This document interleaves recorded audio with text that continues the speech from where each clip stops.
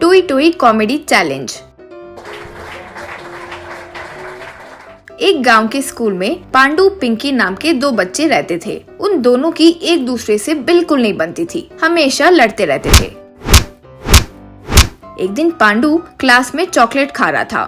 पिंकी आकर, रे चोर कहीं का, तुम्हारे घर में खाना नहीं देते हैं क्या? मेरा चॉकलेट चुरा कर जो खा रहे हो? सोच समझ कर बात करो, तुम्हारी चॉकलेट चुराने की जरूरत मुझे नहीं है।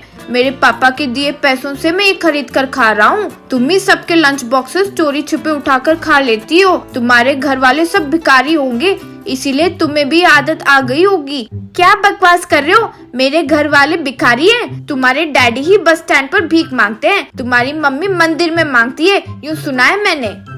ओए चुप हूँ तो कुछ भी बोलोगी, कहकर उसे एक मारा। पिंकी ने भी उसे मारा। तब मास्टर के आ जाने से वे रुक गए। अगले दिन पिंकी बबल गम चबाकर जहाँ पांडू बैठता है वहाँ चिपकाई। पांडू वो नहीं देखा और वहीं बैठ गया। कुछ देर बाद पांडू भी बबल गम चबाकर पीछे से जाकर पिंकी के बाल पर चिपका दिया। शाम को पिंकी घर गई। पिंकी की माँ राधा बाल पर लगे बबलगम को देखकर, ये क्या है? बालों पर बबलगम किसने चिपका दिया? अब बस बाल को काटने पड़ेंगे। पिंकी गुस्से से, बबलगम यानी वो पांडू नहीं किया होगा, उसे मैं कल सबक सिखाऊंगी, उसे पूरा गंजा बना दूंगी। छोटी बच्ची हो, ऐसे सब बातें नहीं करनी चाहिए, गलत बात है। पिंकी कुछ देर सोचकर, वो तुम्हें और पापा को भिखारी बोला माँ, चलेगा क्या? वो कौन है रे, बड़ों की इज्जत करे बिना ऐसी बातें करता है? वही तो मैं भी बोल रही हूँ, पापा को तो नालायक, बुद्धू और मेरे पिता के छोटी उंगली के भी बराबर नहीं है, ऐसे कहता है माँ। ये सब सुन रहा उसका पिता राकेश। क्या मुझे भी कहा? इस गांव में मेरा इतना नाम है और मुझे ये सब कहा तो तुम चुप कैसे रही? इसीलिए तो उसे एक दे मारा। शाबाश बेटा, अच्छा काम की।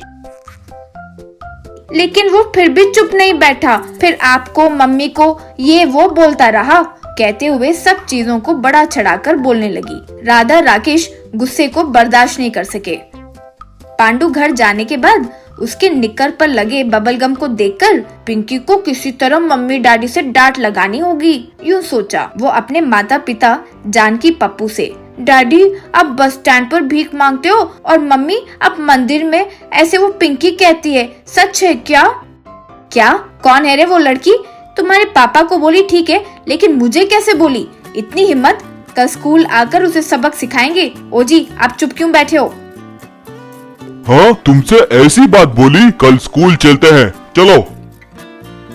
अगले दिन राकेश राधा पिंकी के साथ स्कूल गए। पप्पू जानकी पांडू के साथ आए।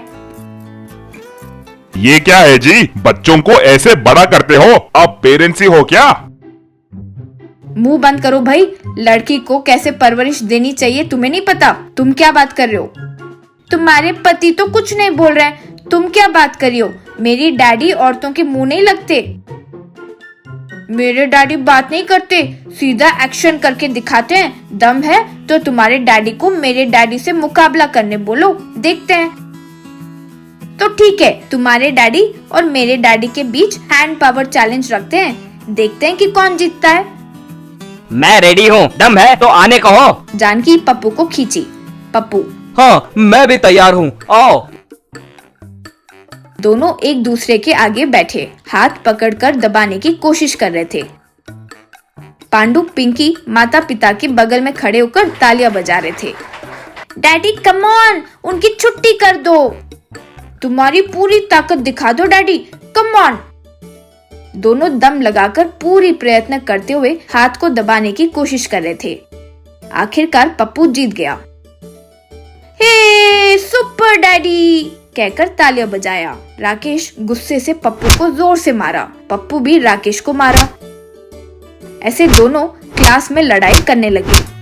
इतने में मास्टर आकर उन्हें रोका।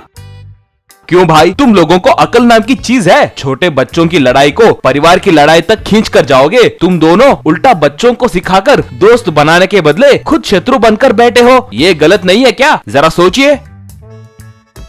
सच है मास्टर जी, मुझे माफ कीजिए पप्पू जी। मैं भी सॉरी हूँ। रे पंडू, पिंकी, आप क्या करोगे हमें नहीं पता। कल से तुम दोनों अच्छे दोस्त बनकर रहो, समझे? पांडु पिंकी शेक हैंड कर लिए।